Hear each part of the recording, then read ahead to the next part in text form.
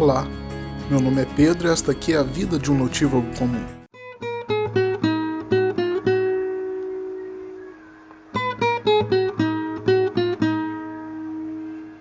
Hoje eu vou começar aqui um pequeno projeto chamado Leitura de Histórias. Como o próprio nome diz, vou ler algumas histórias que podem ou não ser ficcionais. Podem ser histórias minhas, podem ser histórias de outras pessoas. Inclusive, se quiserem ter suas histórias lidas, mandem um e-mail para notivagocomum@gmail.com. Então, hoje eu vou ler uma história minha mesmo e farei alguns comentários no final da leitura. Lembrando também que agora vocês podem escutar esse magnífico podcast no Spotify e na Deezer. É só procurar Notívago Comum que aparece. A história se chama Noite de Silêncio.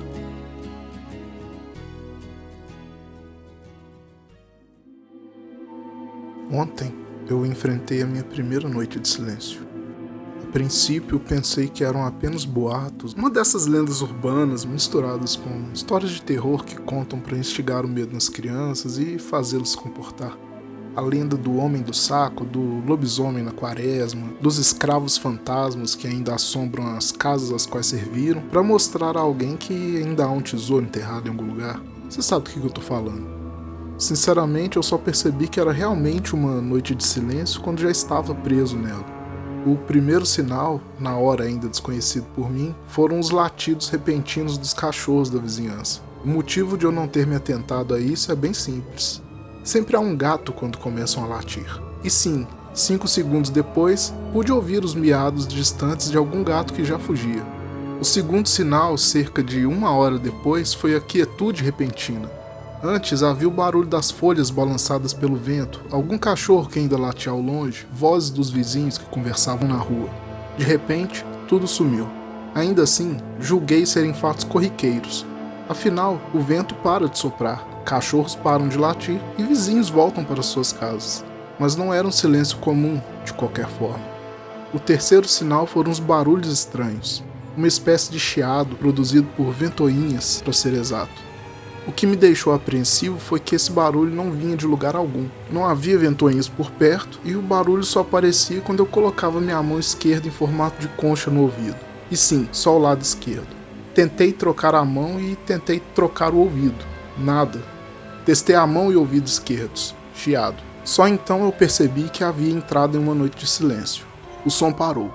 O chiado sumiu. Minha voz não mais saía. Verifiquei se havia algo errado usando de precisão clínica. Pulmões, certo. Garganta, certo.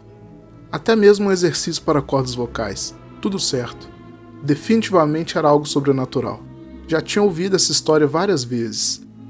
Quando a noite do silêncio aparecer, só lhe resta dormir. Se der sorte, você acordará no dia seguinte e não vai se lembrar. Se não der...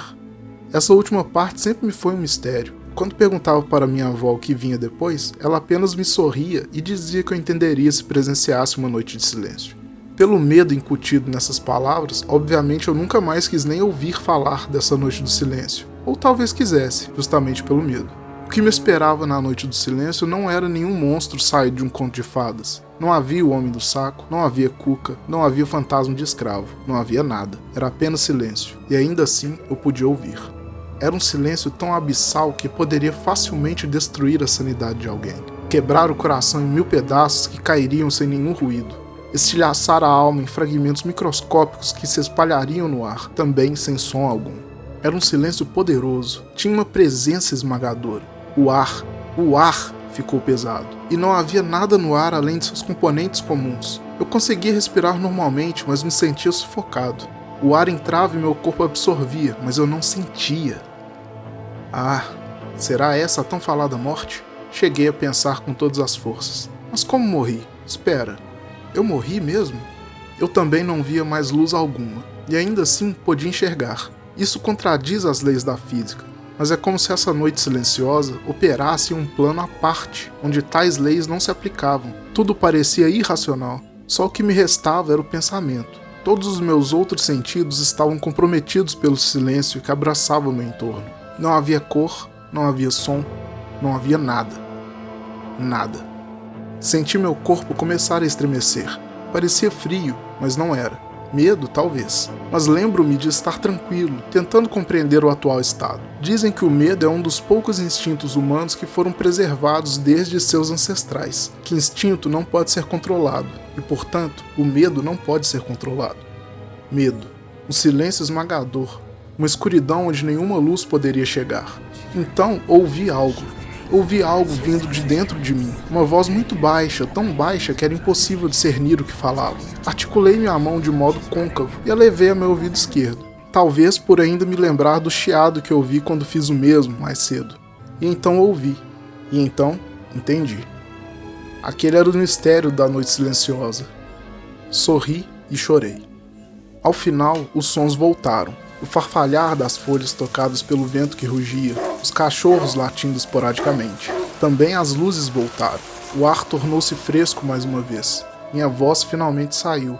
Então lembrei-me do rosto de minha avó, com aquele sorriso pequeno em seus lábios enquanto me dizia que eu entenderia algum dia. Sim, eu finalmente entendo.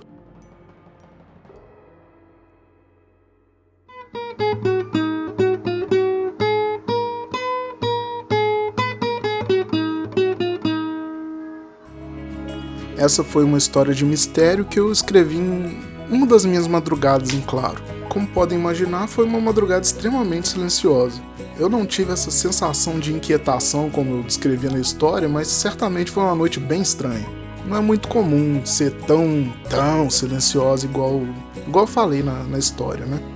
Mais ou menos um ano depois que eu escrevi, eu comecei a ler Lovecraft, né? Apesar de eu sempre falar de Lovecraft, eu não tinha lido direito. Só conhecia um conto ou outro.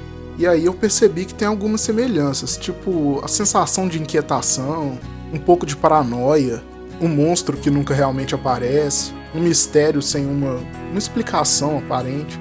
É claro que essa história nem chega aos pés de algum conto do Lovecraft, mas eu fiquei feliz de ter colocado alguns elementos parecidos.